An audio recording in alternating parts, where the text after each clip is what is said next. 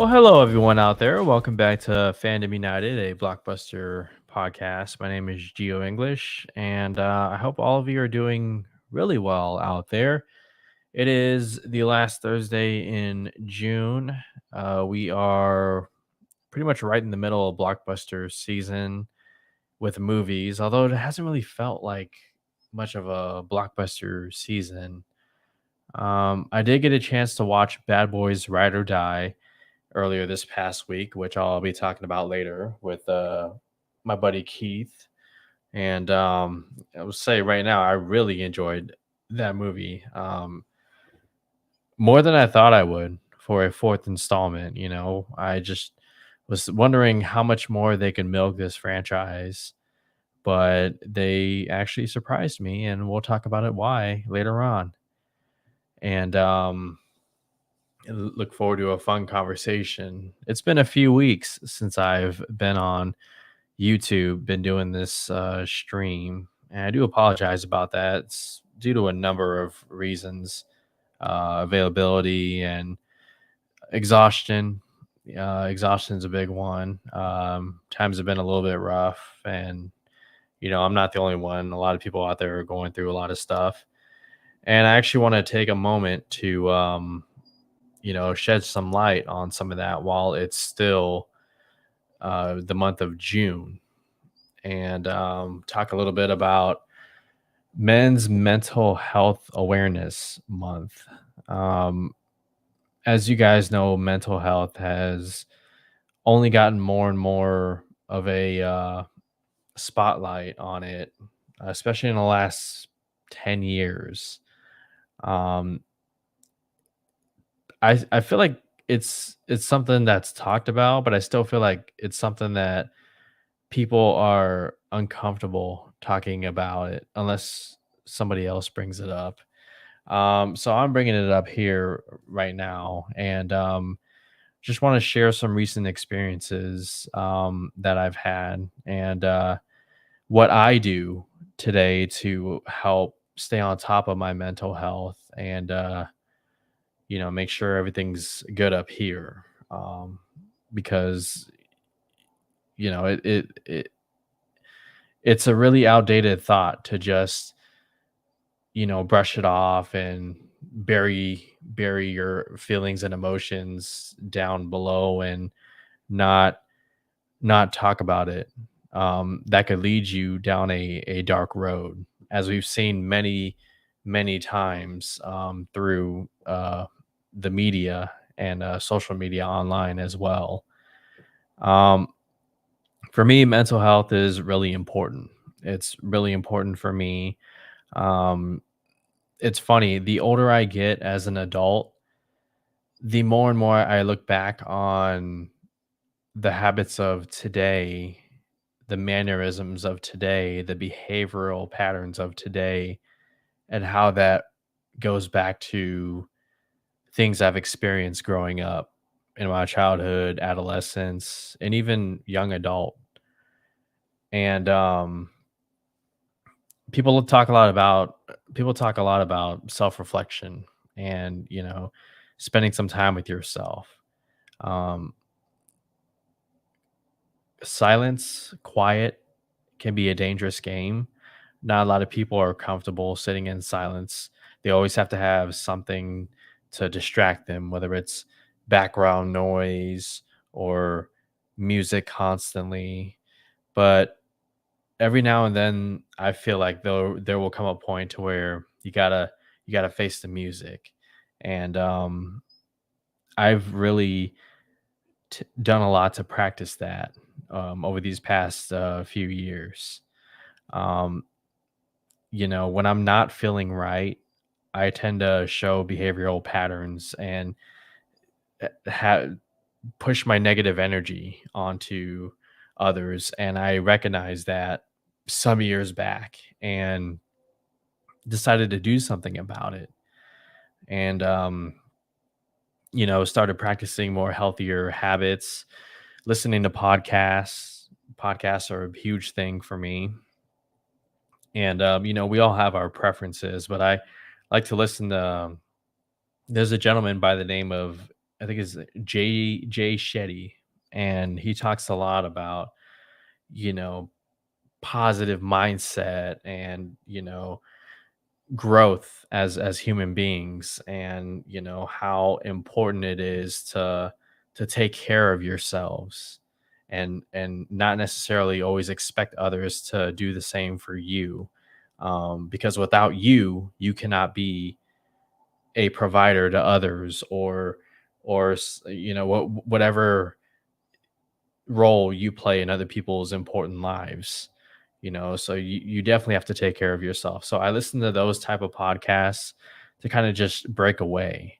There's a lot of noise on social media, there's a lot of stuff on TV, and it's a little bit overwhelming when you have so many options. And sometimes you just want to, for myself, I just want to sit back and just relax and close my eyes, and then I'll put something on and just listen to the conversations, listen to the ideas, thought provoking stuff. So, podcasts, they're a great escape for me, whether it's movies, sports, or health and wellness. Um, Another part is staying physically fit. And I'm not the most physically fit person. Okay. I'm getting older. I'm approaching my mid 30s. And I'm definitely noticing that some things aren't functioning the way they used to be. Okay. Like I can't run up and down the basketball court full speed for a long period of time. Like I find myself taking a break and breathing and all that. I find myself sore the next day. Um, Drinking and socializing, that's a whole other story right there. My recovery is not what it used to be with hangovers and stuff like that. But nevertheless, it's another reminder that you got to stay on top of, your overall health. And for me, it's not about taking pre workouts and lifting as much weight as I can. um, I've actually dialed back on caffeine nowadays, quite a bit. I used to be somebody who was all about Rockstar Energies, Red Bulls, Bang Energy, uh, coffee with double shots of espresso in it, frappuccinos, and all that kind of stuff. I mean, caffeine was right there next to water as which one did I honestly drink more on a weekly basis. Dialed back on that. Okay. It's not good for the anxiety. But as far as overall health is concerned, I like to just have some sort of physical fitness, whatever capacity that is. A good example is I work in hotels, and some hotels are bigger than others. Okay, like some will have 16 floors of hotel rooms, some will only have 8, some will have 4. Well, when I need to go to uh, a room and go investigate or inspect the room or help provide some maintenance to it, I have the option. Do I take the elevator, or do I take the opportunity to take the stairs? And a lot of times I will take the stairs and get some sort of movement going. And some assignments for hotels actually have me in charge of the housekeeping departments. So the silver lining, even though housekeeping is a very humble and dirty job, is that I get to move. I get to move around, and you know I get to put the dress shoes aside and put on the Nike free runs, and get two birds with one stone, make my money and also get a workout in.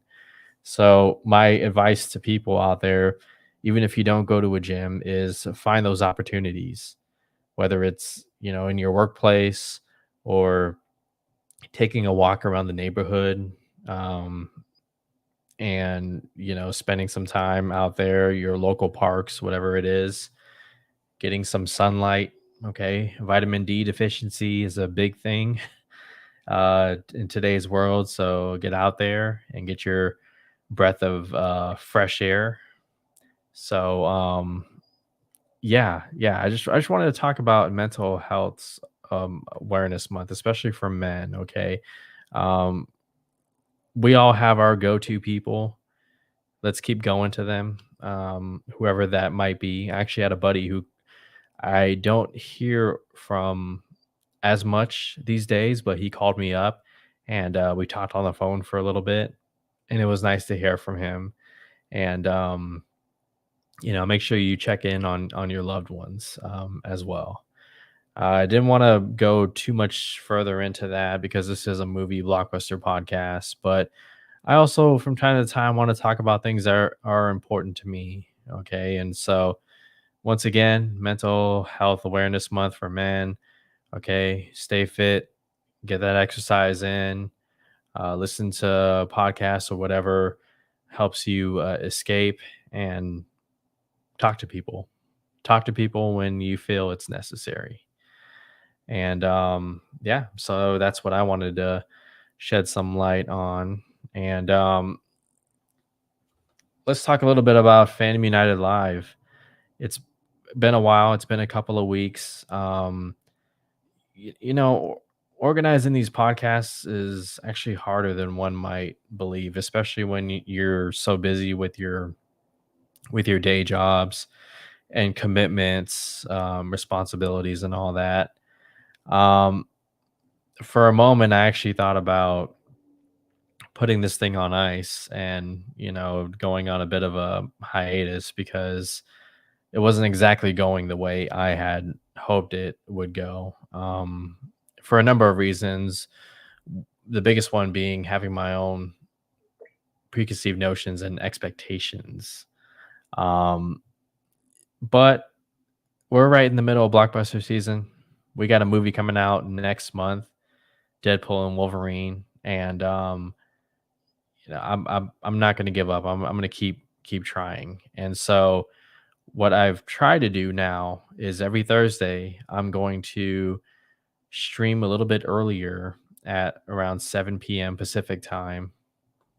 Well, tonight was 7:15, but around that time, and sort of get something out there, get my thoughts out there about relevant things, and then at some point in the stream, I may be joined by others, or maybe not, and I'll just get to end the stream having to, talked about the things that I wanted to talk about.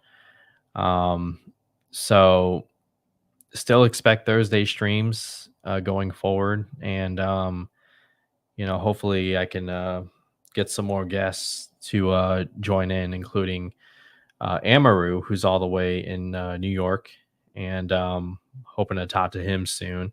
I know he's on summer break, and of course Bartley and Barnes, who I should be getting one in within the next 10 minutes, and so that'll be uh, that'll be a fun little get together. I can't watch any more of this. The presidential debates are on right now between who, Trump and Biden. It's oh god, it's we're in for a long year, everyone. So let's make sure we be kind to each other and whatnot, because as we get closer and closer to November, it's gonna be not good. Hello, Rachel. How are you? How's Arizona? Is it hot over there? I swear I want my next assignment to be in Arizona. I have colleagues who are in Scottsdale, a couple of hotels out there. They say Arizona is one of the best places to retire. It was like some survey, and there's always surveys out there. I don't know if that's true or not, but it's it's pretty nice out there. I mean, if you could stand the heat. Um, thought I missed a Bad Boys conversation. It's all good. No, I finally got a chance to watch Bad Boys Ride or Die, and I can't wait to talk about that. We just talked about mental health and taking care of yourself, and there's definitely an element of that in the movie that I want to touch on. And of course, I appreciate the support. Um, thank you. Um, okay, so while I wait for Keith to show up, we got some news that dropped earlier this week, and it's a pretty it's a pretty big one. I'll save the Superman talk for when Keith gets here, and we'll talk about Superman, the suit, and some of the set photos that are online. I can't wait to hear from Keith. DC's Green Lanterns will be getting an 8 episode drama. That's right. They're finally greenlighting it. I don't know why it took this long. I would have thought it happened by now, but HBO gave it the green light and they said, you guys are going to get your Green Lantern series. So it'll be 8 episode drama straight to series order, um, focusing on John Stewart and Hal Jordan. And as we talked about on a previous stream, it will include some big name showrunners and writers. You got Chris Mundy from Ozark. You got Damon Lindelof from Watchmen and Lost. And then Eisner Award winner Tom King, who, of course, did several Batman titles, Mr. Miracle and Supergirl Woman of Tomorrow for DC. So they got the right people in place behind the scenes, and they now have an 8 episode series in order. So, I've talked about this before, and I am really looking forward to this series. I think it's exactly what DC needs. Okay, they need to put their stuff out there, not just for the big screen, but also the small screen as well. Peacemaker was a delightful surprise. I don't think many people were looking forward to that. Even though John Cena killed it as Peacemaker in the Suicide Squad. And once that came out, it was just a hit. If nothing for the opening dance number that a lot of people were talking about, but it was a surprise deep dive into Peacemaker and his upbringing, his past, how he thinks of himself today, and the amount of pressure that he puts, and just a pretty nice commentary on superheroes and like oh, everyone loves their Batman and their Aquaman and all that, but Peacemaker is where it's at. So that's actually getting a season 2, and I'm looking forward to it. James Gunn, he is stretched. I mean, that guy, he's got his hands everywhere, and he still makes time for debunking rumors on social media and responding to fans. I mean, he is a machine. I can see why Kevin Feige was bummed out that he went to Warner Brothers to be the head honcho for DC and what they're building over there. And like I said, we'll get to Superman. Those set photos are looking interesting, but DC's Green Lanterns is well on its way. I love the direction that they're going. Space Cop, sort of like a True Detective esque type of story, with John Stewart and Hal Jordan investigating these weird things that are happening out there in outer space in their sectors. So the budget's got to be pretty high. I mean, if you remember that Ryan Reynolds movie, that was, well, obviously the best part about it was the VFX, but man, like the amount of money that you need to like show that world. What do they call that world again? Green Lantern world. It's like Oa, I think. Green Lantern world. It's Oa. That's right. Haha, I do know something. Um, so for an HBO Max, or not an HBO Max, HBO limited series, I mean that's got to be a pretty high budget. I mean, it's not our money. I'm just curious talking about it for the sake of talking about it. But I'd imagine it could easily surpass some of the records held by Game of Thrones and those single episode budgets that they had. I miss the days of 32 episode seasons and meandering storylines. Yeah, I mean, I don't think. Well, I don't, I don't know. I haven't done too much research into it, but that's probably not where it's at these days. It's all about 6 episodes, 8 episodes. Although Daredevil Born Again, is that still 18 episodes or was it 24?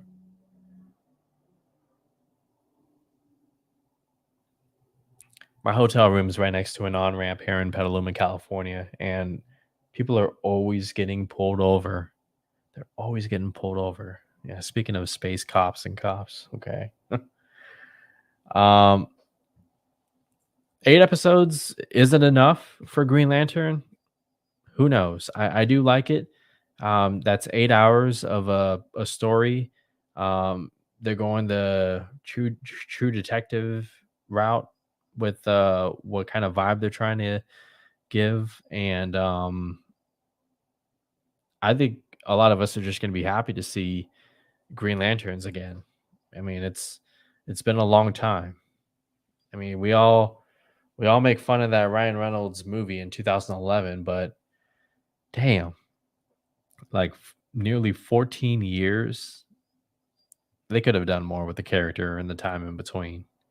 Um, my guy Zack Snyder had an idea to do something with the character, but they said no, off limits.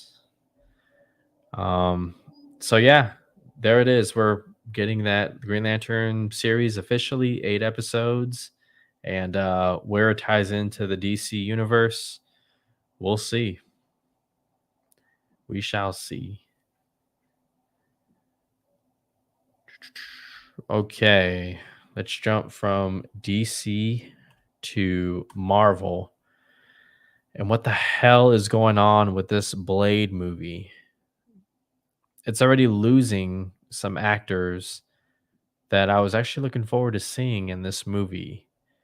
So let me bring this article up right here. This is from the Hollywood Reporter. They went a deep dive into Blade and everything that's going on. I mean, we can officially say it's in development hell, right? What's the uh what's the minimum for a movie that was announced, had a cast, had a director, and nothing, right? 5 years later, nothing. Is it 5 years? I'm pretty sure it's 5 years.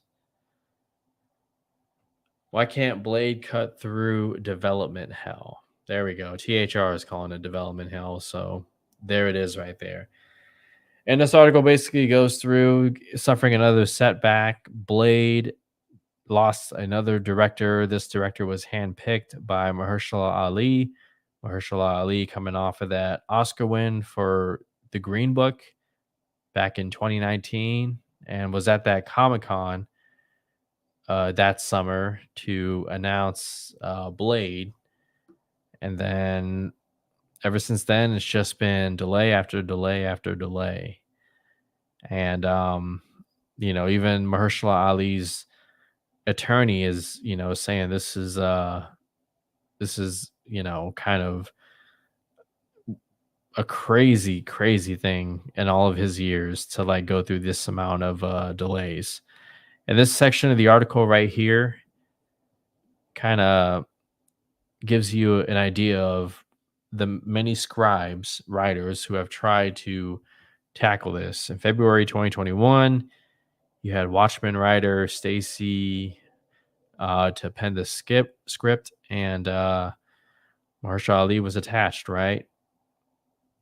Then a year later, from February 2021 to February 2020, I'm sorry, fall 2022, Bo DeMaio, who did an excellent job with X-Men 97 that first season, took his own stab and described it as a period piece.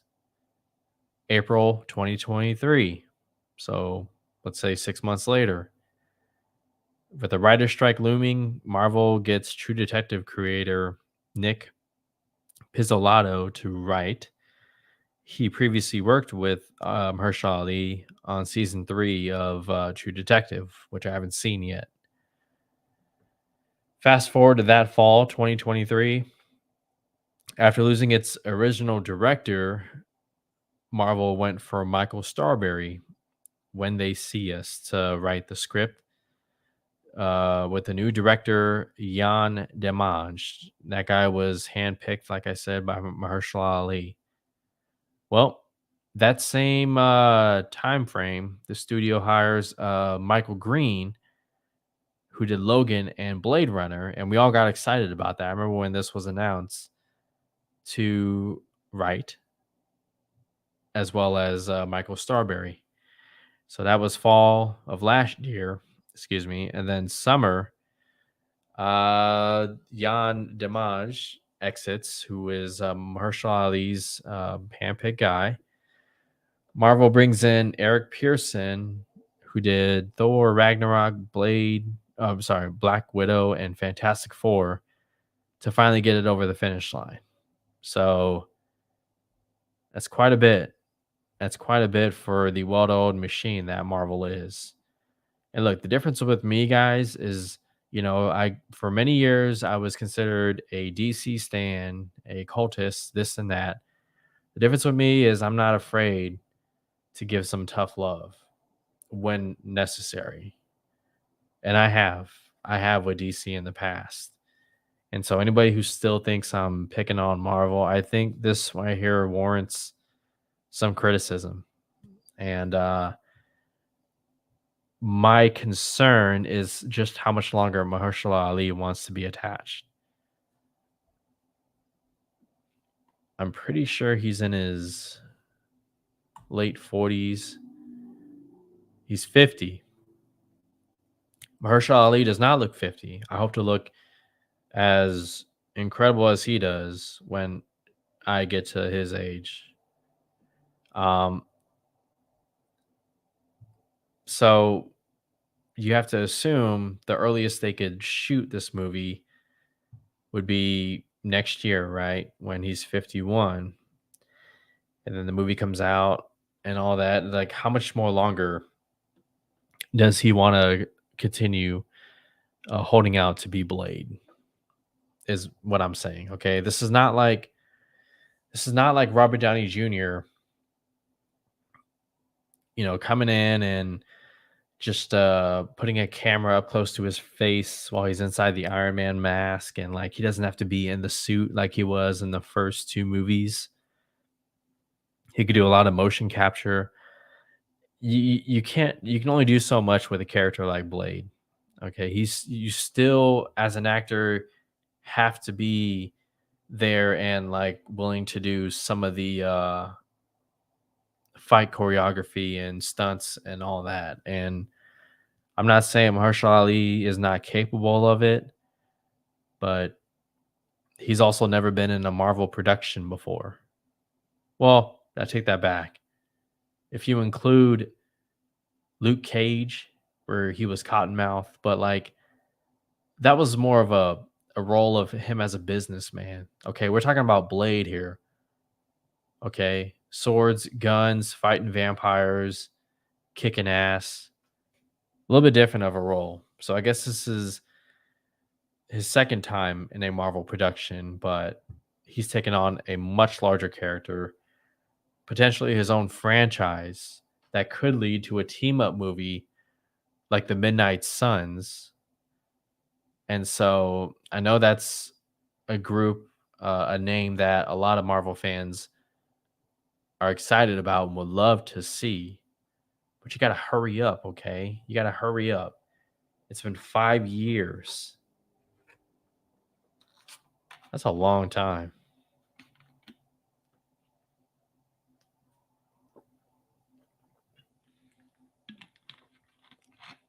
Hey, the good news is, should be Deadpool and Wolverine, Marvel's first R-rated big budget theatrical movie, should that be a success, it could make the road for Blade being an R-rated movie a lot less difficult. And who are we kidding? Deadpool and Wolverine, that movie's going to be a hit, okay? Breaking news. Um it's going to make $1 billion. Deadpool and Wolverine's going to make $1 billion. But I'm telling you right now, it gets very close to $2 billion. If half of the things that I heard about this movie, about the cameos, the appearances, where these two characters, Deadpool and Wolverine, go, if half of those rumors are true, I mean, look what No Way Home did. Okay. And people will show up for this movie with their kids. Okay. A lot of us grew up watching Hugh Jackman as Wolverine in those early X-Men movies. Okay. We were kids, we were teenagers. Okay. We're not missing Hugh Jackman back on the big screen after he said he was retired back in 2017. And that's it.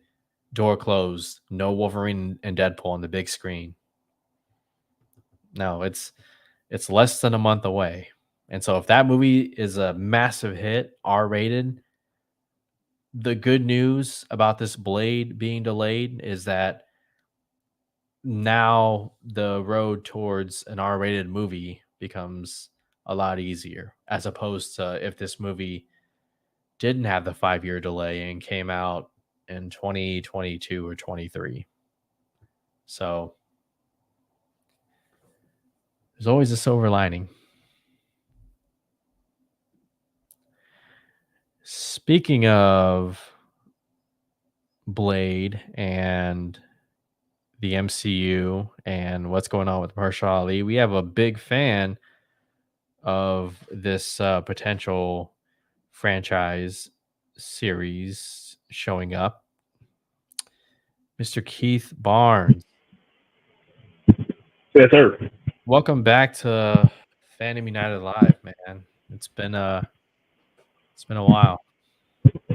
Yes, it has. It has. A lot of stuff. A lot of stuff's happened in the movie world and in sports and all stuff that we love. But yeah, it's good to be back. Thank you. Your Hello, microphone. Rachel. Are you connected to a microphone, or are you through your laptop? No, I'm using my. Do I sound okay? I'm using my. I got some Raycon. Oh, I don't know it if it says sounds that. it sounds fainted. A little fuzzy. All right, I'll disconnect those. Hmm. Gotta get you a microphone.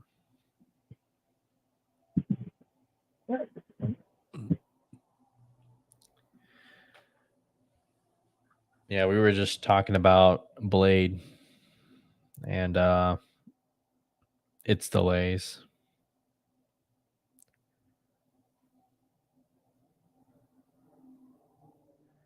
Technical difficulties, everyone. Bear with us. Okay, how's that? Better. Okay, good. Interesting. Oh, I thought that would be. Anyway, okay, but yes, I'm back. Yes, thank you. How have you been? Not bad. No, very busy. A lot of stuff happening uh, in the household. Um, last month, I guess. Well, Uh, somebody graduated, huh? that's right. Yes, yes. You want to Everyone graduated. share? Well, sure, absolutely. Thank you. Yes, it's great. Since Rachel's here, she knows the story. You know, my daughter Sophia was she had the liver failure a few years ago. About 2.5 years ago, had to have liver transplant surgery. So she's been doing great ever since. Anyway, she just graduated high school, and she is college bound. So I'm going to CSU Monterey Bay. I'm actually taking her tomorrow to her orientation tomorrow morning. So uh, Wow. yeah, yeah. So a lot going on. So yeah, real proud of her, man. So I got 3 high school graduates. 3 high school graduates, man. Yes, and one One headed to left. middle school. one headed to middle school, dude. Man. But yes, Um, how do you feel with each one of your kids graduating? mm, Like, do the emotions differ like as you get closer and closer to the last one, or how does that? yes, yes, because there's I was just talking about this with somebody, but yeah, you know what? I'm kind of for it's the three older ones are so close in age. So for 6 years, and there's 6 years between Emma and Sophia. So it was just those three for the longest time. So it's like having them all at this point is, it's a little surreal. Yeah, It's it's a little bit like I'm finding myself constantly just like I'm looking forward to seeing how where they're gonna go as adults. But boy, I'm really like people. It's so cliched. Everybody, anytime anybody's having a kid, everybody always says, well, "Enjoy it. They grow up fast." But I mean, they really do. Like it's you just look up like man, they just they were little. They were little. They were babies. It doesn't seem like so long ago, and now they're young adults. So and then I'm kind of like thinking, what am I going to do with myself? Like in about 2030, they're going to be. I'll be empty nest. And like what am I going to do? So I'm kind of thinking about that a little bit.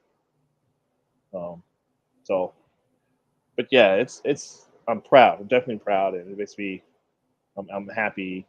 And I'm always make sure to let them know I'm here to back them up, obviously, but I like to see them kind of we'll see where they're going to go, get out, and what they're going to get out and do. So I don't know. Like I said, I keep looking at old pictures when when they're little, and it's like, yeah. oh man, hey, like just want to go back to that just for like a day, and then but But it's also uh, got to be exciting too to see your kids in young adulthood and yes, kind of figure things out and whatnot, and them turn to you and you be like, don't be too hard on yourselves. You're figuring it out. I was figuring it out too. We were all figuring it out at that young age. We may have been adults, legal adults, according to the government and all this and that, but we still just, there were so many examples through early on in adulthood where we're just like, why didn't I learn about this in high school? Or why didn't I, right. Oh yeah, yeah, like absolutely, what is this? yeah. Wait a minute. My FICO score went down, my credit score went down. I just paid it off. What do you mean? Like things like that. Just Listen, a lot of us we're still figuring it out. I told him that's not really gonna. nobody's got it figured out. Yeah, yeah. I'm at an age now where, and I'm older than my parents were when I graduated high school. They were both 40 when I graduated, 41, I think, when I graduated. I'm 45, so, but I'm looking at, you always kind of think your parents, they do what they're doing. And I mean, they did, my dad was in the Navy and my mom, she worked, but I look now, looking back, I'm like, dang, maybe they didn't, they had to, Well, they're it trying to goes figure back it to out that too. saying, right? It goes back to that saying, that's another cliche. Well, you must have done something right, Oh yeah, right? sure, sure. And all that fuss, Yeah, something went right, okay? yeah. No, definitely. So, Yeah, man. there That's awesome, dude. No, I thank remember you. when I first met your kids, little. You're right. Right. Yeah. They were all still. Shoot, I was 2016. They were all still in elementary school. I think maybe Kevin might have been. No, he would have been in sixth grade. So yeah, yeah. So yeah, they Well, really. you said you only had one left, right? One child left. Emma, she's how many years away? She will be 2030. She'll be graduating. So Okay. I bring that 6 up because I years. wonder, legitimate question. Hmm. What's going to happen first? Emma graduates from high school, Mhm. or we finally get this Blade movie? That's a great question. Great question. You like that little segue I went in there? Yes. Yes. That's actually a legitimate, good Key, question. I've said my piece on this. Okay, like we all know Marvel was amazing, okay, and this and that, and Deadpool Wolverine's gonna be a hit. Why can't they get this Blade movie going? It's not a difficult. I don't think it's a difficult story to tell. It's just Well, we don't know what is that story. That's I think that's what they're getting hung up on from what I. So I kind of listened to a thing about this article too about this story, and one of the reasons. First of all, I gotta. I mean, they what 2019 when they announced this thing, and that was obviously pre-pandemic and pre. Well, Disney Plus was coming, but it was before that. Um, I know Disney Plus was like later that year, but That's right, because WandaVision released in 2020, right? Or no, yeah, 2021. I think they were filming WandaVision because they announced that. I think they that same Comic Con. I'm pretty sure they. I think when they announced WandaVision was that. 2021. Okay, okay. So yeah, Blade no, was announced 2019 yeah, Comic Con, but there was no Comic Con 2020 because that was at the height of the pandemic. right. Or it was Comic Con. I'm pretty sure it was Comic Con or D23. One of those. I feel like it was Comic Con, Hey, Curtis, but or a Marley Curtis, Mars. listen, he's still taking these shots.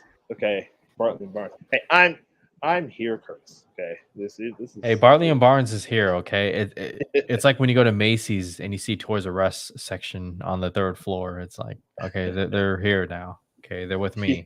yes. I am Bartley and Barnes. I got it. Basically, no, but But yeah, you were we saying yeah we and it seems like Mahershala Ali was very excited about this. It feels like he and obviously everything got the pandemic screwed everything up. It screwed up the way it they wanted does to. get some excuse for the pandemic, but I mean, how much?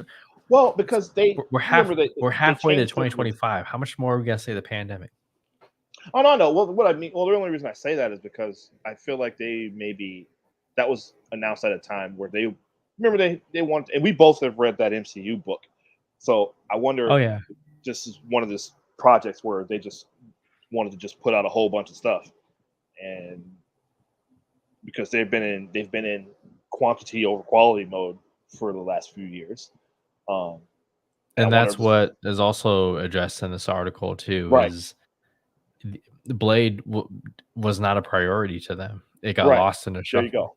go, which is disappointing because Mahershala Ali is the one that pitched this thing to Kevin Feige directly and got him super excited about it. And it seems like I feel like if it was just up to them, if it was just up to Feige, like it would have been done already. We might be looking at Blade 2. Well, another Blade 2. But I don't know. It seems like there's a lot of story stuff that gets. And it sounds like he's got a lot of pull and input that he's trying to exercise to get this done because he's an artist, two-time Oscar winner. He's and he knows he's very selective about his projects. It's weird because he hasn't done really much. He did that one TV show, or no, yeah, he did that. What's the show? HBO True Detective True season 3. Detective. I think he did that during this time. I think it was season 3 or Yeah, whatever. yeah, Yeah, that came and went. yeah, and then that movie with Julia Roberts, I think. Um, but he hasn't done much because he's been trying to do this and he can't get it done, and it must be frustrating for him. And I just wonder if there's just he brings in a person that he wants to write or direct, and they keep saying nah, and they keep getting rid of him, and I don't know. There's some clash here that's going on. And I wonder if the powers that be, maybe it's the bean counters, maybe it's the executives for like, we can't. I don't know. Just in my head, I think feel like decisions are being made that are not in the best interest of this story for this film, and that's why it's getting hung up in development hell. And it has to be restated too because hang on. It's your birthday, Curtis? Curtis, It was your hey, birthday? what? Happy birthday, Yes, buddy. absolutely. Yeah, Happy birthday, man. that's June awesome, man. baby. What are they? What's June? What are they? Virgo or something? Isn't that Virgo? I don't know, whatever. Um, Either Gemini or Cancer. oh, I think it might be Cancer. Yeah, you're right. Yeah. I don't know. I don't know. But oh, Virgo September. Okay. Yeah, dude. I don't know, man. I really hope this happens, and I want to see whatever it is he had. He did the voice, and in I your forgot he newest was in Eternals. Eternals, yeah, and apparently he was surprised by that. He wasn't sure that that was actually going to make it in because I heard him on an interview with the Breakfast Club right after that, where he still was trying to work that out, the voice. How's he going to work out his performance? So he was kind of thrown off by them putting that in, them asking him to do that and then putting that in. So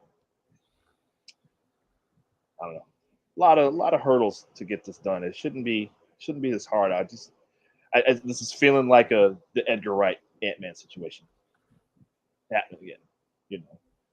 And I don't know if it's a matter of them trying to fit in. They want to fit this story into their larger thing, or they just let them tell whatever story he wants to tell. I don't know, you know. But it's frustrating. It's frustrating for us as fans. So I know it's super frustrating for him. So and probably Kevin Feige as well. I don't know. I don't know.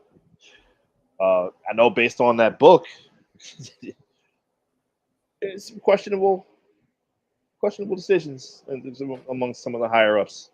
The people who were trying to greenlight the stuff. And, you know, whatever the story is that was pitched, Feige was good to go. So I just wonder what's getting held up here. I'm really fascinated by this. This is another one of those movies. Like, I mentioned the Edgar Wright Ant-Man, Superman Returns, that kind of thing. Like what? Or not Superman Returns. Superman Lives. Like, is this going to be another one of those? you know, Wesley Snipes is also tripping about it. He's like, "Yo, Mersh, I had to put cinnamon in the very first script too See, for there the you go. flavor. So take no blame on dem don't know." Listen, okay, and listen, that was kind of a mess too. I know Wesley Snipes has his, he can be a little bit, headstrong, but that's what they say about, we say that about some artists that are trying to say, use use their voice more than they like, actors to do. So, um, from what I understand, Blade 3, he was he was very difficult. By then, he was just like, he did clash with the director, and so by then he sounded like he was pretty done. I don't know, I'm hearing that he might be. You probably know this. That he might be in Deadpool and Wolverine. We're talking about that, but I heard he might be in it. I heard Sticky Fingers from the Blade TV series. I heard he might be in it, the Blade TV series. So it's definitely a rumor. Wesley yeah. Snipes will return as Blade and be a part of the Resistance team in Deadpool and Wolverine. What? Hold on, Chris Evans. What? Other Resistance members: X-23, Daphne Keene, Gambit, Channing Tatum, Human Torch, Chris Evans, and Okay. Elektra. That's funny. If Chris Evans, okay. I kind of. Oh, all right. That's pretty funny. You think Wesley Snipes would want to be on set with Ryan Reynolds again after Blade 3? Well, that was 20 years ago. I'm sure they're, I'm sure they've gone past that. I mean, I don't know. I don't know. Uh, yeah, I know they didn't have the best working relationship for that movie, but um, I'd like to think that they've both grown. They'd be able to do it. Ryan Reynolds would have been the one to reach out to him and say, "Hey, do you want to come? You want to come be in this?" So I'm sure because he's got a lot of influence over Deadpool. Ryan Reynolds, yeah, he can have his ways, Convince Hugh Jackman. Took him years, but convince Hugh Jackman to come back. All right. Perhaps he's telling Wesley, hey, we got off on the wrong foot. Let's right this ship. Right. All right. Well, I came across this earlier this week too. Thought you might be interested in it. Here's Ice Cube talking about the next Friday movie. You doing another Fridays movie? We working on it. We working on it. You working on it? Yeah, we finally, got some traction with Warner Brothers. They have new leadership. My man Mike DeLuca, who used to be at New Line when I first started, when I first did the first Friday and Players Club and All About the Benjamins, Mike DeLuca was there. Right. So now he's running Warner Brothers, and he's like, him and my man Michael Gruber was like, yo, what the fuck is going on with Friday, man? Let's get this shit back online. And I was a little hot because they had took so long because John Witherspoon passed away, Tiny passed away, Yeah. AJ Johnson passed away. Right. So I'm like, man, we keep losing people and y'all keep dicking around, Right. not doing the movie the way it need to be done. Right. They want to do it, but the key is it got to be done right, Flav, or we shouldn't fuck with it. You Right. know? That's right. So they finally came to their senses. So hopefully we can get in the process of getting that movie made.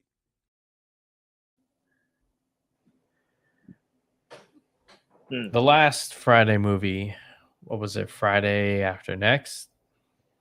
Next Friday. Friday after. Yeah, Friday after next. Yeah. Came out in 2002, about 22 years ago. Ice Cube talked about it in the video. It was some of the key players are no longer with us on Earth. Forgot it. Yeah, go ahead, Keith. What do you think? Should another Friday movie still happen?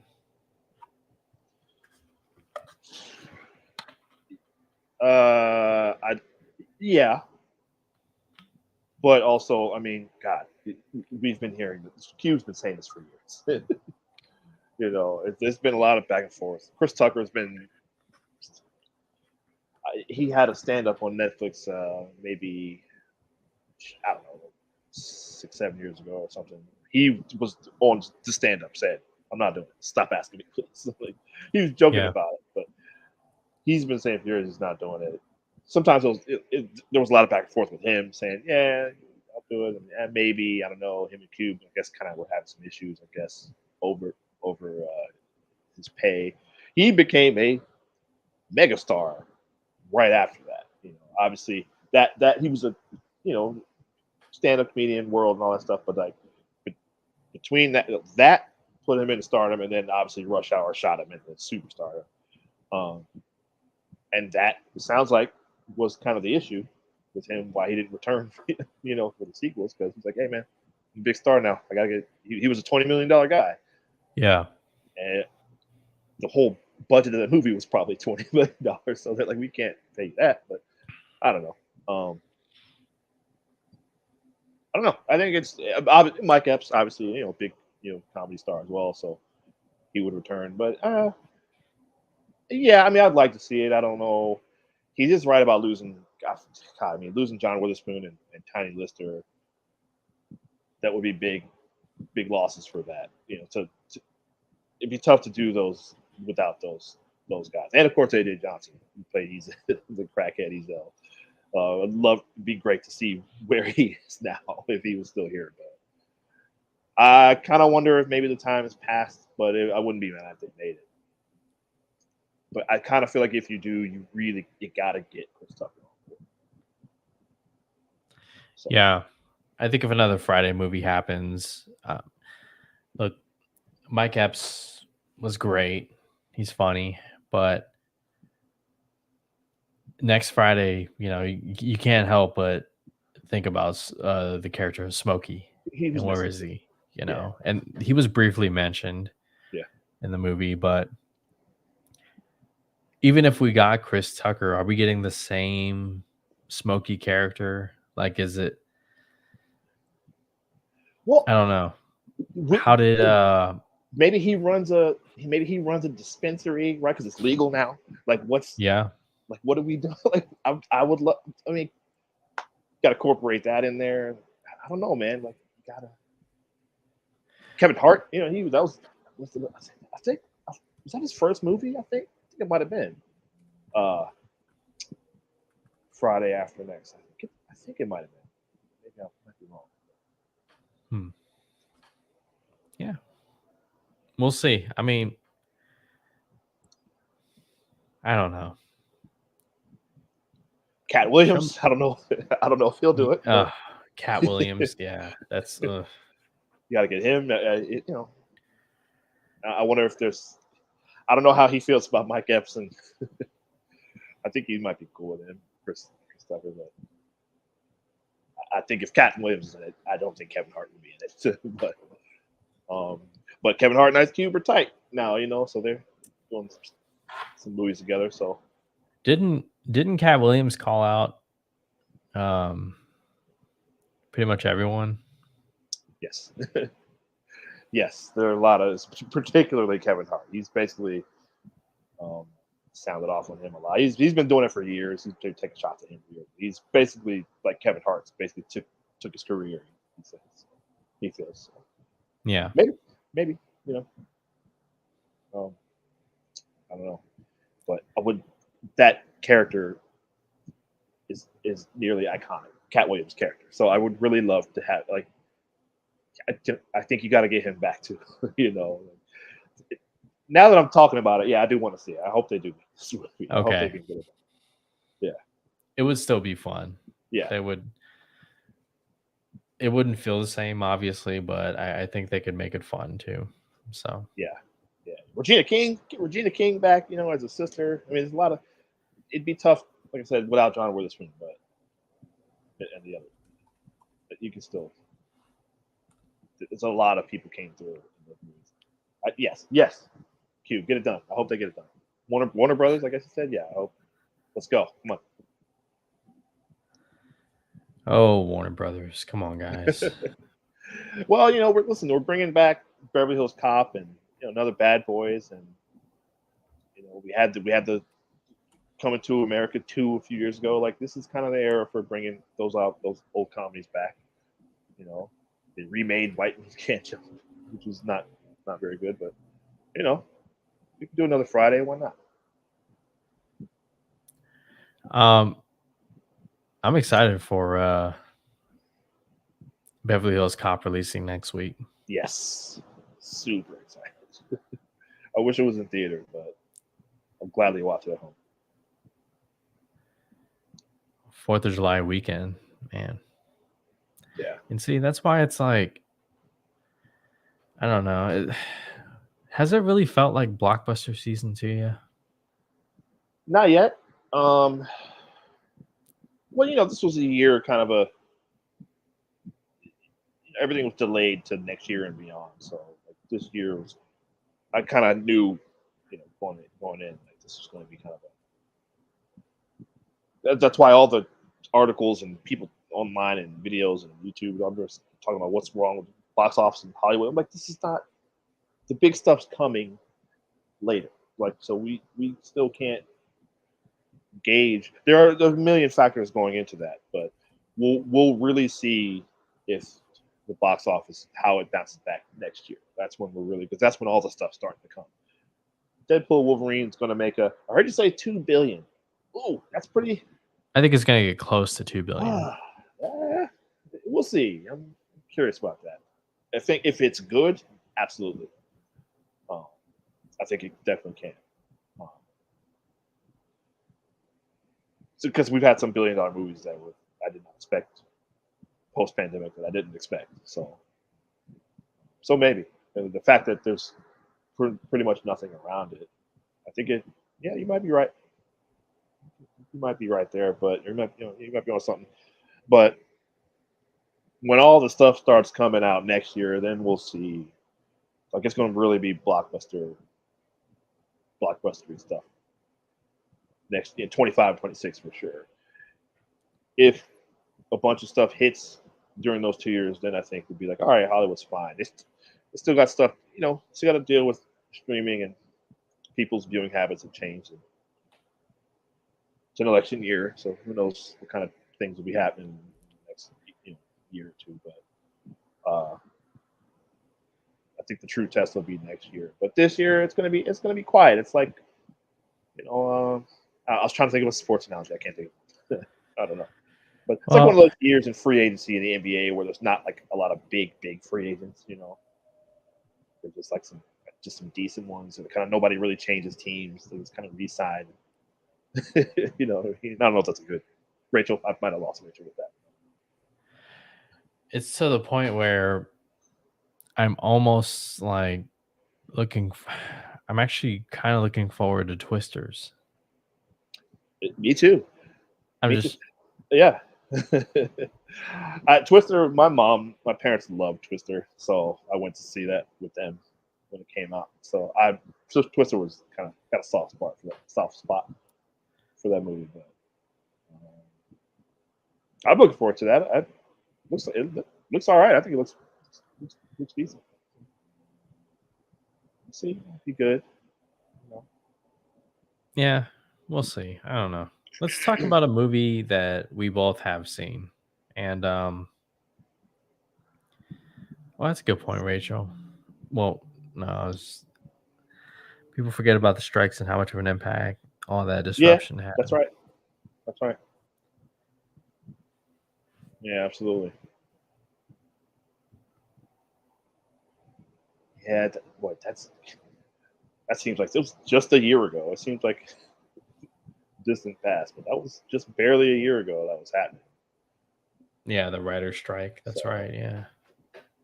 I mean, that thing ran all the way till November, something like that, October, November ish, something like that. So, yeah.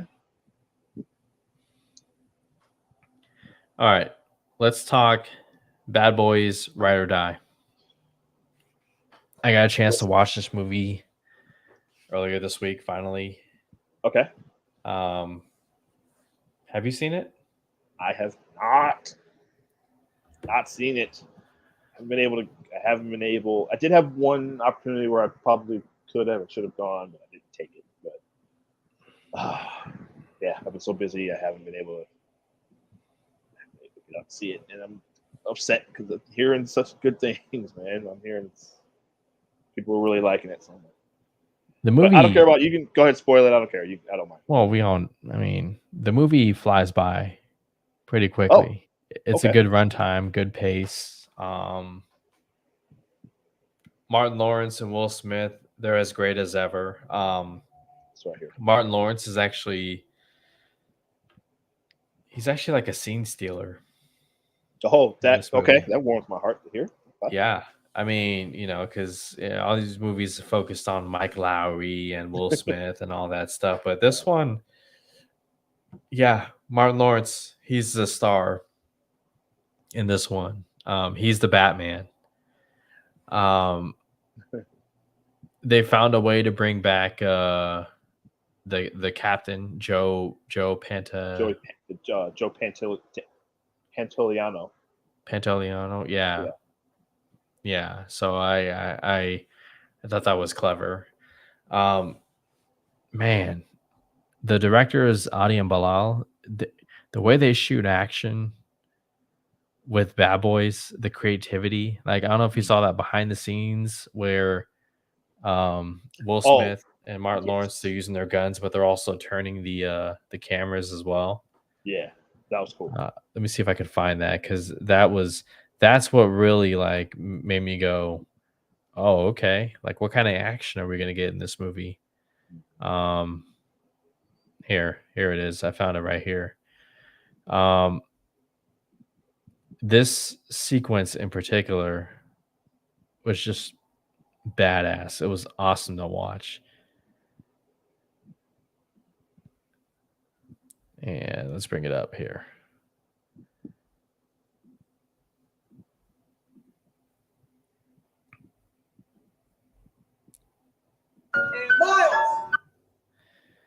Look at that. See that?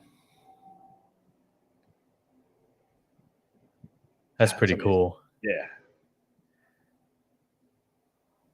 Has to. Oh, good dude, man. When you see this in theaters, yeah, it's pretty badass, man. That's man. Yeah, that's Mm-hmm. well done. Yeah, well done.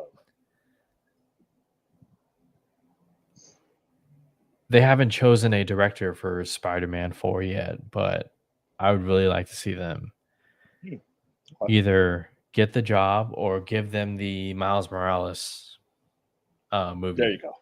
Yeah. Right. But Bad Boys Ride or Die, it's a lot of fun.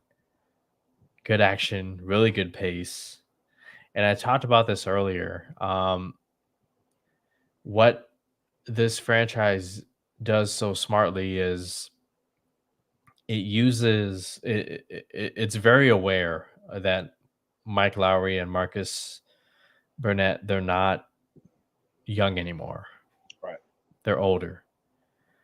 And they're still trying to, be bad boys. But along the way in the movie,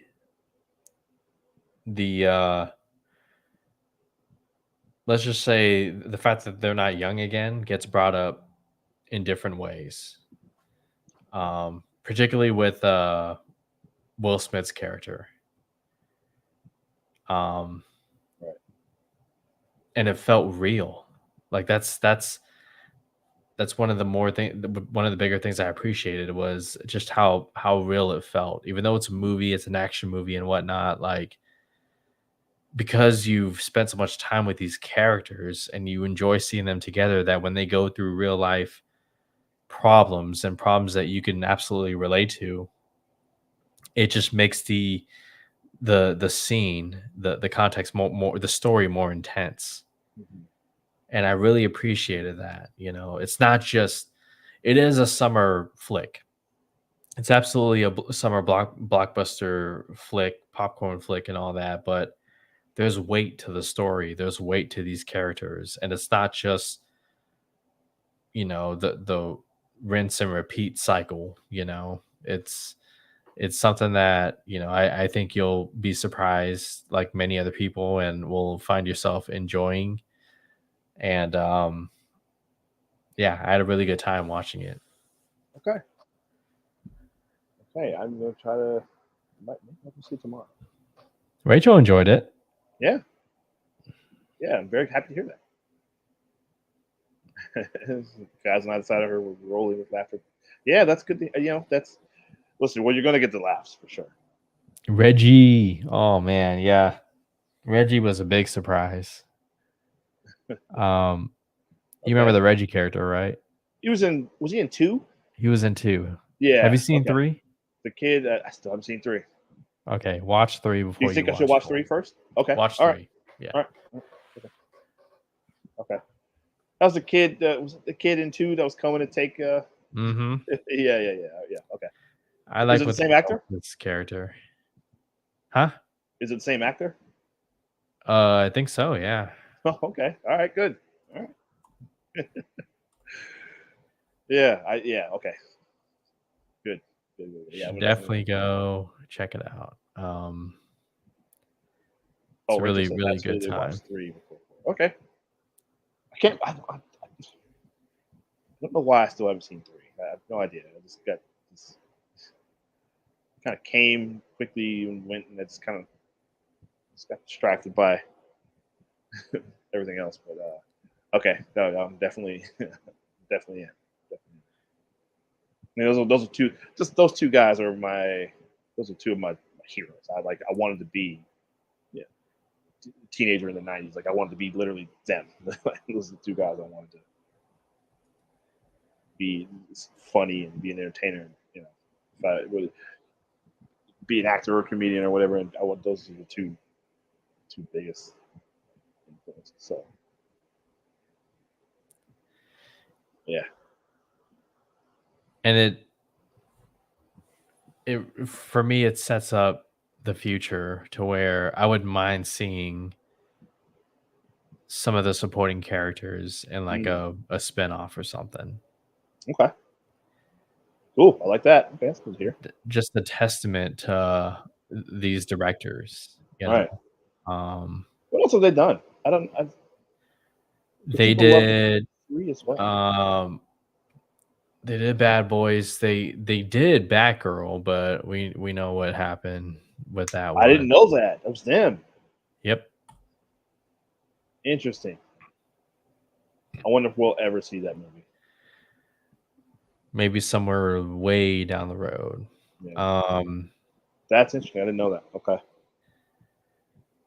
They did I think they did a few episodes of Miss Marvel. They did 2 Really? episodes of Miss Marvel, Oh, okay. Okay.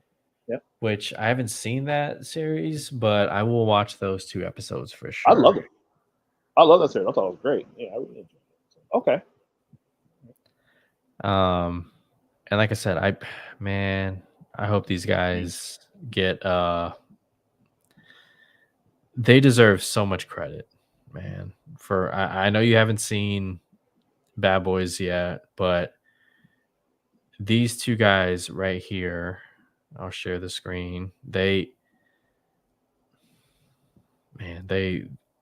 need more work in Hollywood, these 2. Yeah. They just understand the material, the stories, the characters that they take on. Yeah.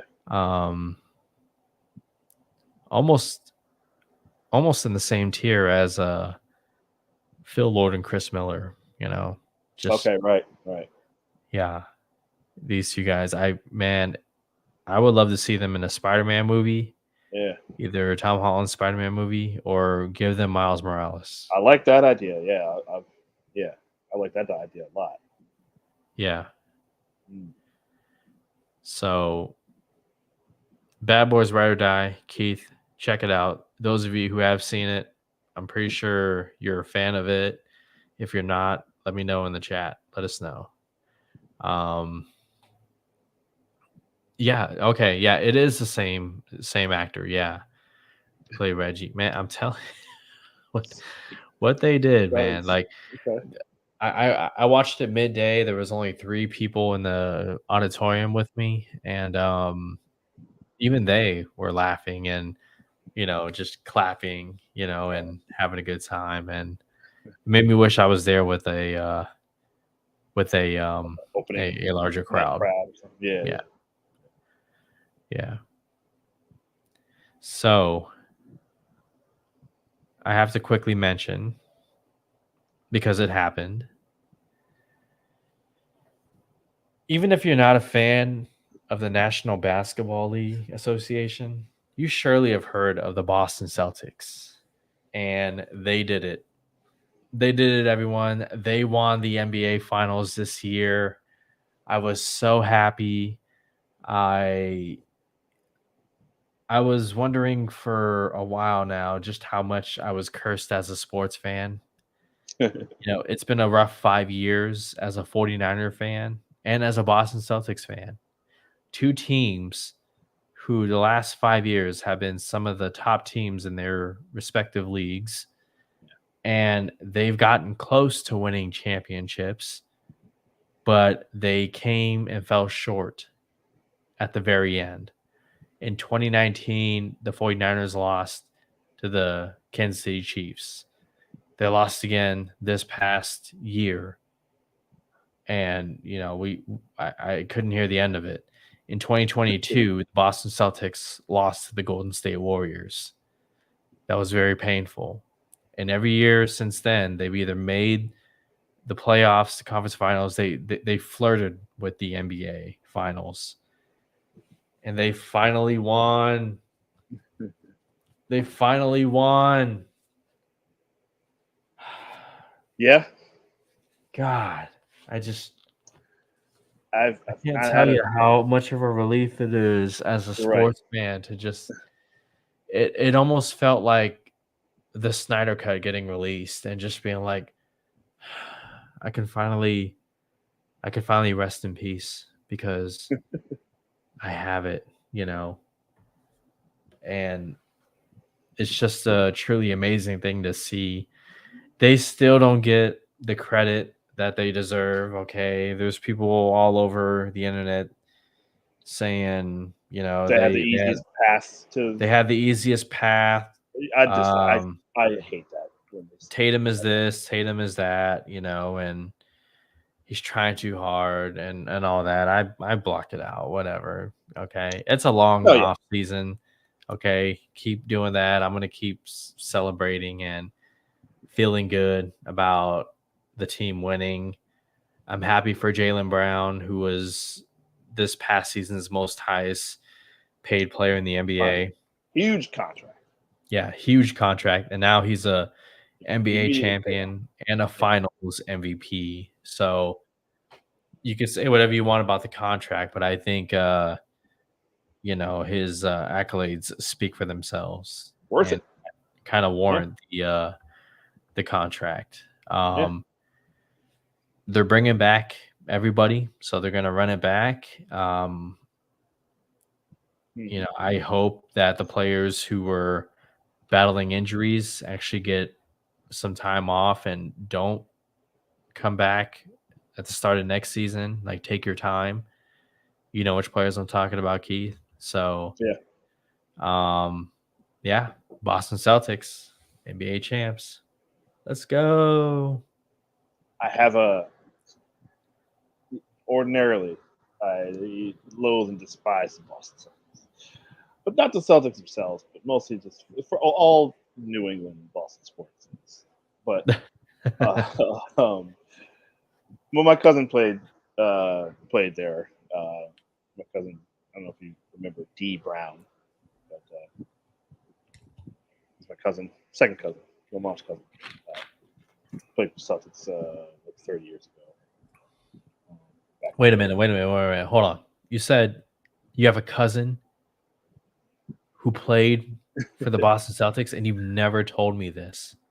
I'm sure I've mentioned this. I'm pretty sure. I'm positive I've mentioned this. I don't think you mentioned this, buddy. I'll find a photo. I got a picture of him, me and him at my grandma's house. What? When I was, I was maybe 17, maybe. When after my grandmother passed, my grandmother was his aunt, but he came. But anyway, D Brown. If you remember D Brown, who did the slam dunk contest, won the dunk contest, 7. Did the cover his eyes dunk? Well, he did left-handed, but what? Yeah, yes, yeah. He, not to put his, he did not have he had a rough experience living in Boston. I'll leave it at that. Well, regardless, he made it to the NBA. He played in the absolutely. NBA. That's a hell of a lot more than. Yeah. But this team was full of guys that I rooted for. I really like Tatum. I'm somebody that had been critical of Tatum as well. I definitely have to say that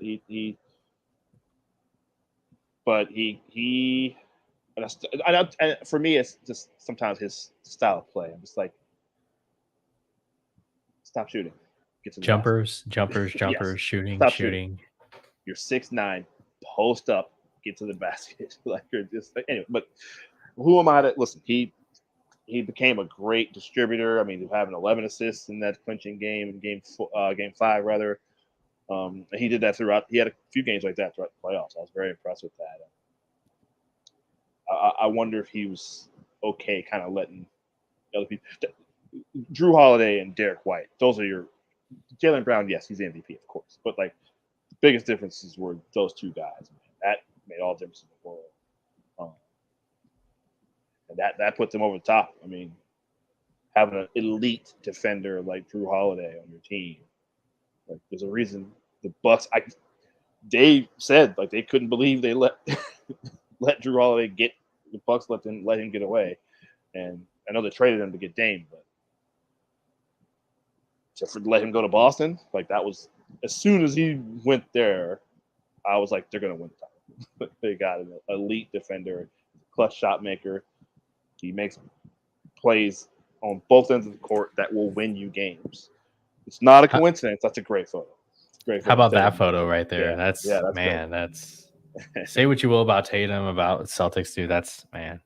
No, it's great. He absolutely earned it. He earned it. They all earned it, man. They all. It's not a. I don't want to make this. I'm not gonna make this a diss about anybody, but it's them. People kind of question them, like losing Marcus Smart, and they're like, it might have been a little addition by subtraction there. I love Marcus Smart. He plays hard, but he made a lot of costly mistakes. So, like I said, them kind of letting him go and then adding those Derek White and Drew Holiday was a big upgrade there. And I'm really happy for Al Horford. Florida guy. He won 2 titles at Florida, and now he's got an NBA title. I'm happy to see him walk away with one. I mean, he's going to come back next year, which I love it. If there's good for him. If they're still fuel in the tank, go for it. Yeah, absolutely. There's no reason to think. I will say I don't like I'll say this even about a team that I don't like. Like they can only play who's in front of them. They're not. What are they going to just cancel the playoffs because all the other teams have players that get hurt? Celtics, they did the job. They still kept. They played the games. They won. Doesn't matter if the Knicks were healthy, if the Pacers were blah blah blah. Well, they weren't. So it's nothing they can do. I really like this photo right here, man. Yeah, that's great. That's a that's a great thing. That right there, like that's his Kobe moment. I was like, don't replicate Kobe. Don't do the pose in the locker room where you just have your hand like this and you got the trophy. Don't do it. He doesn't need to. That right there, is his Kobe moment. His son will never forget that, man. He's always got a son there before and after the games. It's really cool. I love. Yeah. But yeah, no, the criticism about their path to get there, like they can't. They said the same thing about Milwaukee a few years ago. It's like you can't. What are you supposed to do? You can't do anything about that. Like you got to win the games. They won the games. They won. They were the better team. I am curious. I'm disappointed that Dallas States. They weren't good, not in these finals. They were so amazing throughout the Western Conference playoffs, and then they get to the finals. And I thought they put up a better effort than that. But the whole world was saying Mavericks in 5, Mavericks in 6. Now that was insane. Yeah, no, I knew Boston would win. I would have taken that bet. You're right. Yeah, I would have also. Oh yeah. man. Yeah, that's nuts. I knew the Celtics would win. I didn't think it would be as overwhelming as it was. I thought Dallas would be tougher. But and Luka has he's got a lot of growth to do, a lot of changes to make. But the better team won, man. Listen, Jaylen Brown is elite, worth every dollar, man. It's a big contract. A lot of people were like, "What are you? That's insane." Why is Jaylen Brown making $300-some million? Watch him play. Watch him play. Watch him with this team, and you can see Tatum's probably going to get even more coming up. But they got it. Who cares? They got the money. They can pay it. It doesn't matter. This is why they're paying it. They won. They won the title. So what does it matter? It doesn't matter how much they make. No, good for them. Good for the Celtics. When do they raise the banner in the arena? Is it during the first game, the season opening opener? night? Yeah, they'll probably be opening night. On TNT, probably against New York, I'm sure, or I don't know, Philadelphia or something. Like they'll do something like that. Yeah. So I'd like to be there. They'll do the ring ceremony. Yeah, they'll raise the banners, and I'd very much like to be there. 18 of them. So that'd be good. Yeah, you should. You were there a few months ago, weren't you? Weren't you in Boston? No, I was in New York. New York. That's right. Yeah, right. I left my Boston jersey at home. So. Oh no. Well, I'm not chancing it out there. First time in New York. I can start picking fights and stuff. Hey, if you saw do the right thing. You know what they do to they're harassing the guy with the Larry Bird jersey. He was walking around Brooklyn with the Larry Bird jersey. Oh man. So yeah, you did the right thing. But listen, look at what the moves the Knicks made. They're gonna have well, they definitely have some challengers in the East. Everybody's going to be geared towards trying to stop them. So New York should be Yeah. their toughest. They'll be their toughest hurdle if they can stay healthy. Well, But, yeah, I want to see both teams healthy. I want a healthy right. Porzingis, healthy everyone, and let's go. Yeah, absolutely. That'll be a battle. Yeah, But definitely. regardless, they won when it mattered. They won when they should have, which is more than I could say for the 49ers. But yeah, at least one of my teams won this year. So yeah, I'm happy for better that. coaching decisions. Listen, shout out to Brad Stevens. People kind of like Brad Stevens, yes. him stepping down and moving up to the front office. People kind of like, what are you doing? So he's coach of the year and executive of the year. Huh? Right. Wow. I think so. Yeah. He's the next he's Jerry West. Jerry West I don't think won the title for coach. Because speaking of RIP Jerry West and Jerry West, Bill Walton. Yeah. Talk about him another time. But yeah, man. Brad Stevens clearly one of the best, probably top two to him and the OKC front office there. Presti, I think his name is Sam Presti. Sam Presti, yeah. Yeah. Clearly the two best execs in the NBA. So shout out to Danny Ainge as well. A lot of this team was assembled through Danny Ainge. So sure, yeah. And he did a great job when he was there. So awesome. But I made this joke. I'm saying this. I told this to you. I'm saying this. Thank God they won. Hopefully the 08 Celtics will finally go away. Because boy, nobody has dined off of their one title more than the those of you watching, what he's talking about is the Boston Celtics also won in 2008. And they've gotten close in the years that followed. In fact, some argue that they should have won one more. But since 2008, they've kind of been parading themselves as like, we were the squad, we were the Fab Five, we were, the Tom Brady's New England Patriots and whatnot. And again, I will always argue they should have won too. I just horrible bad luck. But regardless, now they can move on and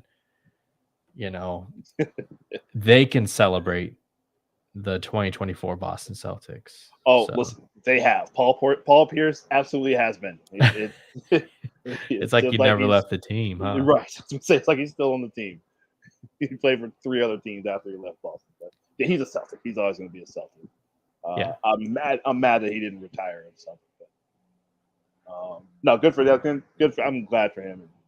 Yeah, it's really great. As much as I like this group of guys. So good for Coach. I'm blanking on his name. Mazzulla, Joe Mazzulla. Yeah. Joe Mazzulla, who super young guy, is a character himself. If you ever seen interviews, type in Boston Celtics coach interview in YouTube and watch some of those clips. He just okay. Yeah. His response is everything. It's everything in today's world when they try to bait you and everything. So right. John Booze, the first time I played fantasy football, I won. I am the best. Are you one of those? No, you still chirping about your one fantasy football? Fantasy football is it's so much fun. You want to know what I've been watching in these hotel rooms? These hotel rooms have YouTube access. And I'm watching fantasy football. I cannot get enough of it. I cannot wait. It is an addiction. Thank God I'm not in a relationship or something, because like I would not be able to turn it off and just I don't know. I can't wait for football season. I can't wait. And fantasy football is so much fun, especially when you're in a dynasty. Dynasties are leagues where you can keep players for up to 8 to 10 years throughout their whole career. Once you have them on your fantasy squad, they're on your fantasy squad. Whatever points they score, it all goes to you. Right. Well, not to you, but Yeah, speaking of which, I'm trying to give this guy here the future of the Washington Commanders. Somehow I got Jaden Daniels at number 5, but that's another conversation for another time. Anything else you want to bring up before we wrap it up here? Anything pop culture related, music, movies, TV, video games? We all saw that Kendrick Lamar concert that was on Prime Video. I think it debuted on Juneteenth. Yes. That took over for a little bit before another viral meme that yes, you know which viral meme I'm talking about, that shows up everywhere on your social media feed. But my feed is just both of those things. Poor girl. I guess. I mean, she's all right. She lost her job apparently. You guys know who I'm talking about, okay? Yeah, that's crazy. All because of the 2 words that she said. She lost her job for that. What was her job? She was apparently and I don't know how much of this you can believe. She was a teacher. Well, and when you watch the video and you see what she's wearing, she's kind of dressed like a teacher. I don't know. Being friends with, we're both friends with teachers.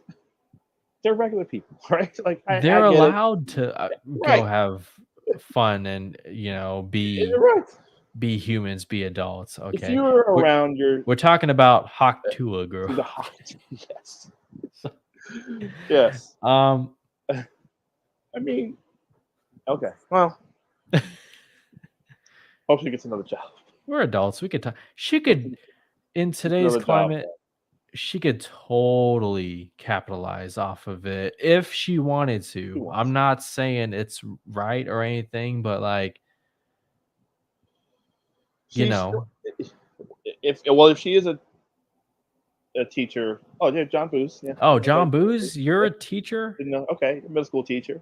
There you go. Hey, thank you, man. That's not an easy job. Okay, absolutely. My sister is a teacher, and man, okay, I don't know. Okay. Yeah, she's been doing it for years now, and it hasn't gotten any easier. I mean, just the whole COVID thing. Just oh my god, that forever changed. Yeah. But it's not some lose job. It's a tough job, but it's also summertime. Okay. Right. When that interview came out, she said Hawk Tua, she was probably on her summer break or something like that. I think she was in Nashville. That looked like Nashville, but you're allowed to be that way, okay? And just say that, and like, believe me, like there's more. There's other things that kids are being doing way exposed. Yeah, there's other things I'm seeing that kids and teachers and all that teachers are exposing kids to, and kids are learning. I've seen those videos. Okay, so if you're telling me this is terrible and wrong, okay, like maybe according to you and your beliefs and what you believe in, but your beliefs and what you believe in aren't the Bible either. I don't know. I just I will say the memes are funny though. They're very funny. Yeah, very funny. I saw one where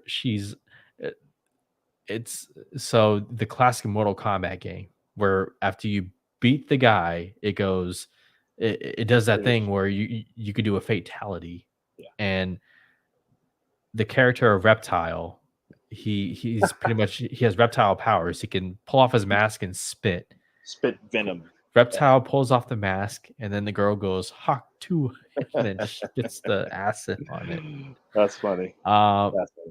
Man, if I could do a montage of memes right now that we can react to, that's maybe I don't think this okay. Anyways, anything else you want to bring up before we wrap it up this week? I'm looking forward to the new season of The Bear. Look forward to The Bear. That's tomorrow, huh? Yeah. No, it's out. It's out. I saw it this morning. I think it's out on Hulu right now. So Star Drew. There's that. Hey, Star Drew. Star Drew, you are late. Okay, you used to be first one in, last one out. Even after the stream ended, Now I don't know if Okay.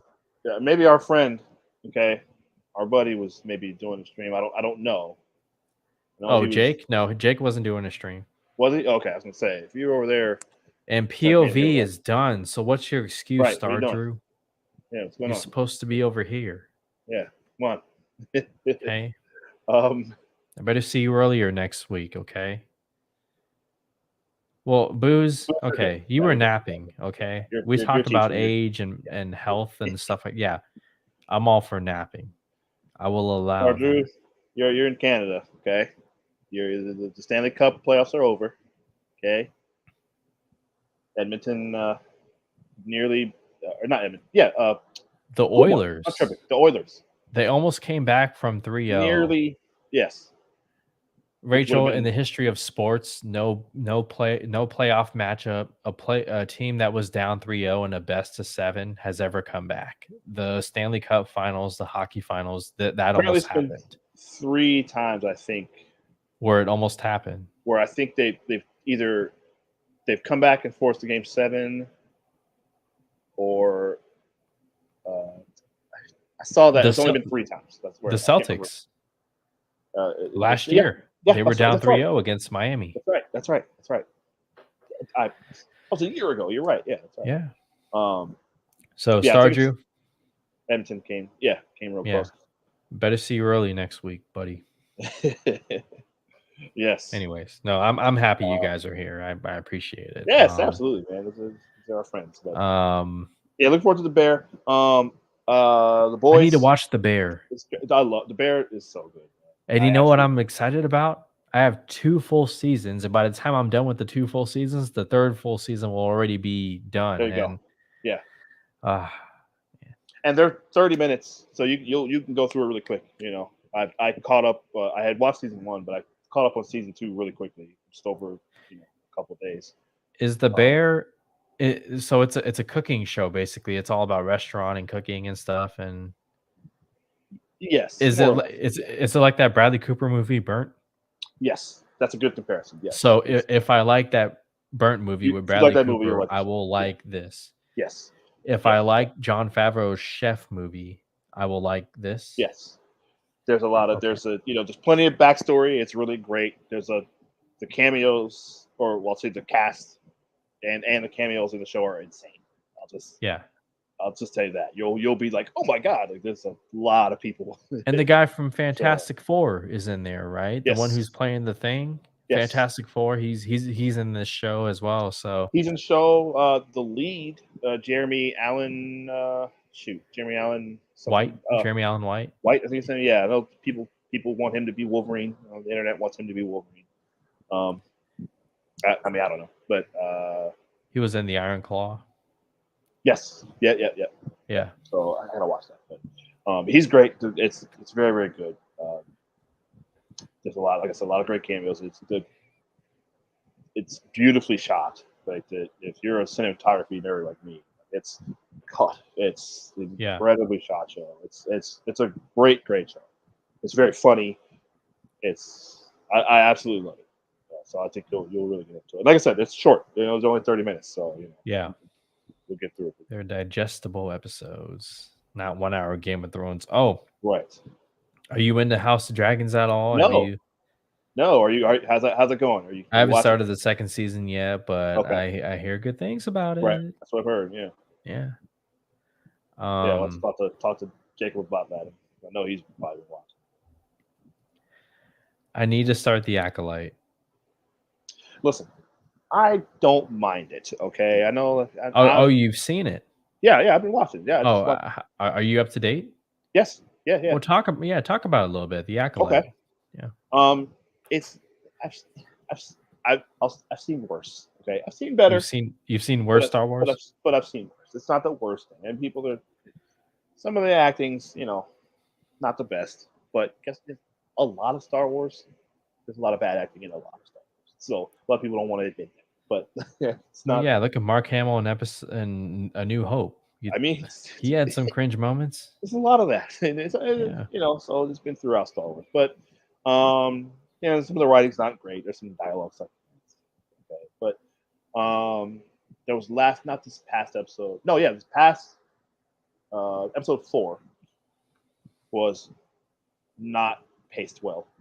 I'll say that. And the way this new one that was on last night kind of, the action picks up, but the way it's a weird pacing with a couple of these episodes. But I'm intrigued by the story. But when you get to episode 5, you're definitely like, oh, okay, like this now. It's ramping up from here. So I'm curious. I'm curious to see where it's going, for sure. Because and when you, I'll just say that. Like there's some characters that we know in the future, and just the Jedi in general, they're gonna have some explained. I'll just say that. Like, you guys know about some of this stuff? What's going on? Was it covered up? What's going on? Like this is because it's a pretty big deal. So, I just saw this on Twitter. What is this? Hang Oh on. boy. Okay. Well, Using the helmet to block out it broke the lightsaber. Is that what I'm saying? I want some stuff happens that Bam, bam. I want to know the explanation. I do want to see. Where was that? Where was that in the movies? They keep trying. I know. They keep trying to find ways to make the lightsaber less interesting and like less powerful. I don't think it's that. It's not that. It's just I'll say that this character with the red lightsaber, he's a Sith. I'll just say that. They've never, at this point, this is 100 years before the events of the Phantom Menace.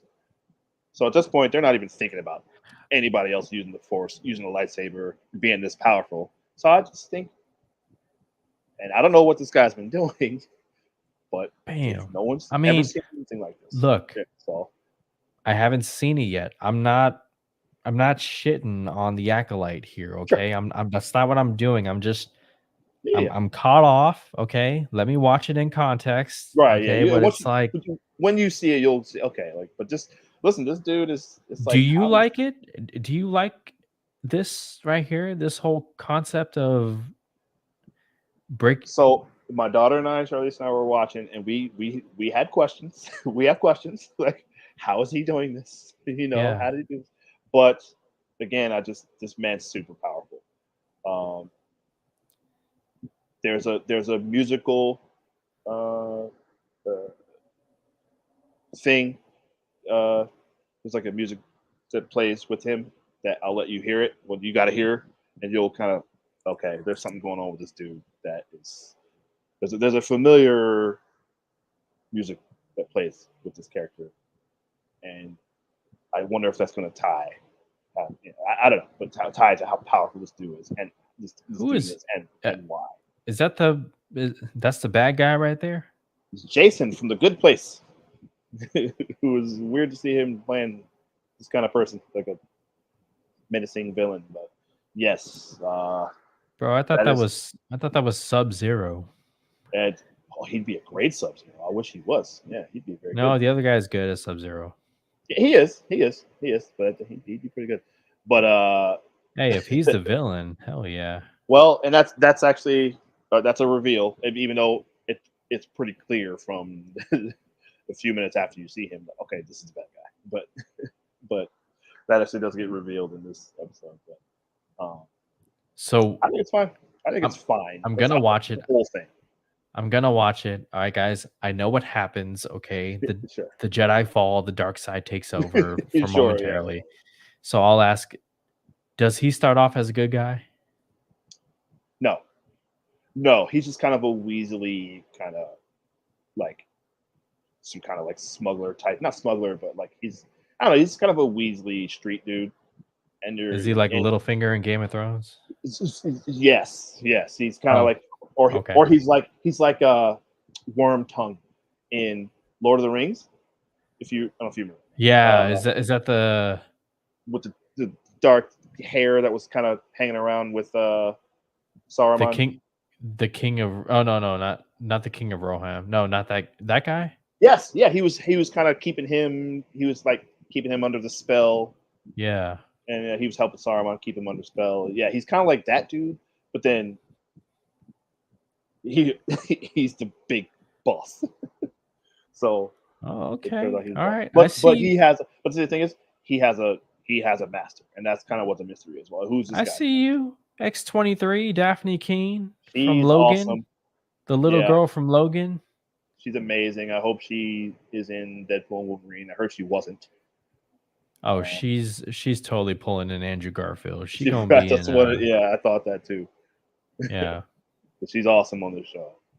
Oh, I don't follow Maxwell. Oh, anyways, um, I gotta check out the Acolyte, or should I wait until it's all there and I can just binge it? I mean, it's.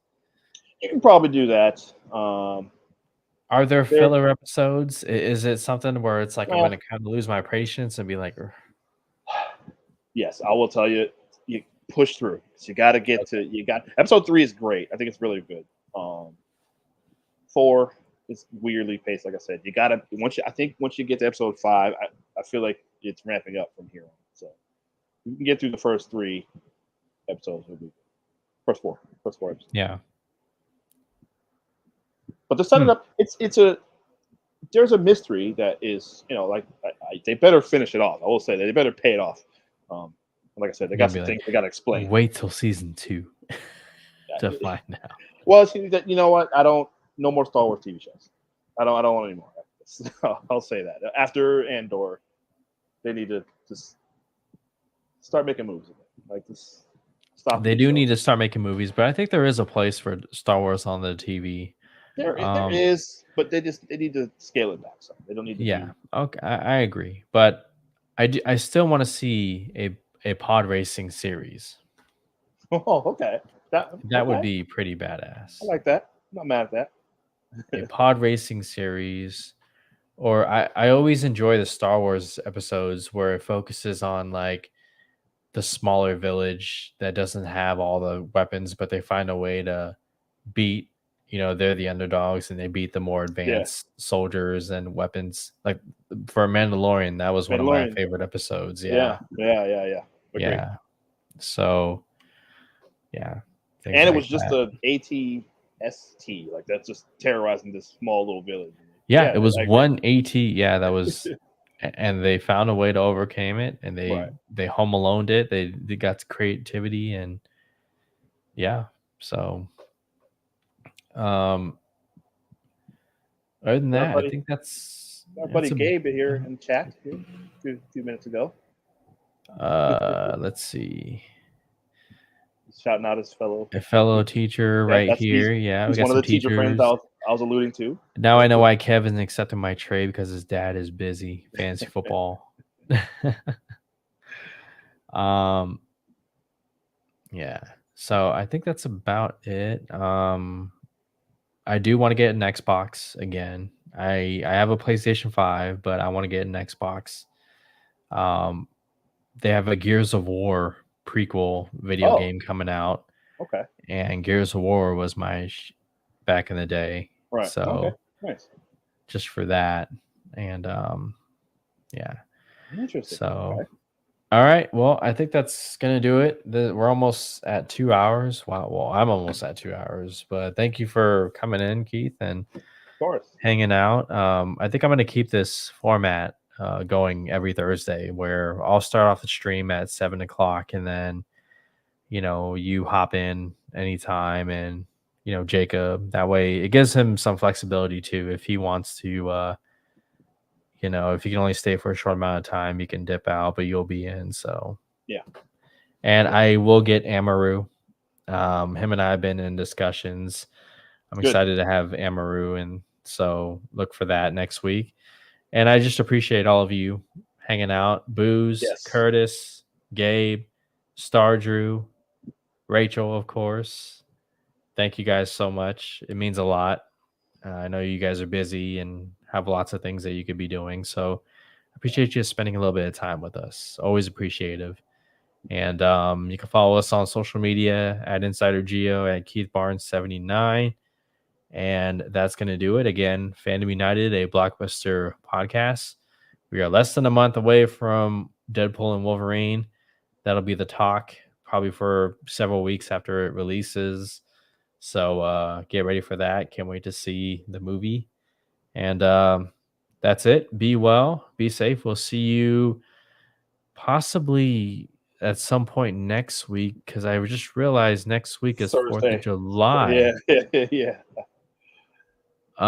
Maybe And we'll it's going to be like do 110 in Sacramento. It's going to be brutal next week. maybe we'll do something Wednesday or Friday. Okay. Yeah. It's up to you. Do you celebrate 4th of July? Sort of. Sometimes. Really? Yeah. Yeah. We'll go drive around looking at fireworks. Okay. Well, we'll talk about it, but look forward to an episode next week. And yes.